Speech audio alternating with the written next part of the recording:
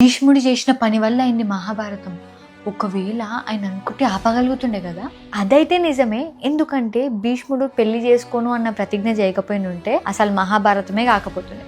సరే, స్టోరీలోకి వెళ్ళిపోతే శాంతను మహారాజు కొడుకు వెళ్ళిపోయిన బాధలో డిప్రెషన్లోకి వెళ్ళిపోతాడు. ఆయన బాధను చూడలేక గంగాదేవి దేవవ్రతుని శాంతను మహారాజు దగ్గరికి తీసుకొచ్చి వదిలిపెట్టేస్తాడు. కొన్ని రోజుల తర్వాత శాంతను మహారాజు ఒక ఫిషర్ మ్యాన్ వాళ్ళ కూతురు సత్యవతిని ప్రేమిస్తాడు. సత్యవతిని వెళ్ళి అడుగుతాడు, నన్ను పెళ్లి చేసుకుంటావా అని. అప్పుడు సత్యవతి ఒప్పుకుంటది.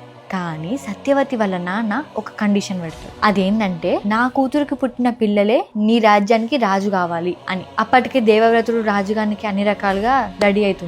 సో ఏం చేయలేక శాంతను మహారాజు అక్కడ నుంచి వెళ్ళిపోతాడు. ఇదంతా తెలిసిన దేవవ్రతుడు సత్యవతి వాళ్ళ నాన్న దగ్గరికి వెళ్తాడు. నాకు అసలు ఈ రాజ్యం మీదనే ఆశ లేదు, నేను రాజే అవ్వను అని చెప్పేసి చెప్తాడు. ఇప్పుడు సత్యవతి వాళ్ళ నాన్న, నువ్వు రాజు అవ్వవు సరే, కానీ నీకు పెళ్ళైతే నీ పిల్లలు ఈ రాజ్యం కోసం ఫైట్ చేయరని గ్యారంటీ ఏముంది అని చెప్పేసి అడుగుతాడు. అప్పుడు దేవవ్రతుడు పక్కనే ఉన్న గంగా నదిల నుంచి వాటర్ తీసుకొని, గంగాపుత్రుడినైన నేను ఎప్పటికీ పెళ్లి చేసుకోను, నాకు పిల్లలు పుట్టరు, ఈ రాజ్యానికి నేను బతుకున్నంత కాలం సేవ చేస్తూనే ఉంటా అని చెప్పేసి చాలా పెద్ద ప్రతిజ్ఞ ఇస్తాడు. ఇంత పెద్ద ప్రతిజ్ఞ చేసినందుకే దేవవ్రతునికి భీష్ముడు అన్న పేరు వచ్చింది.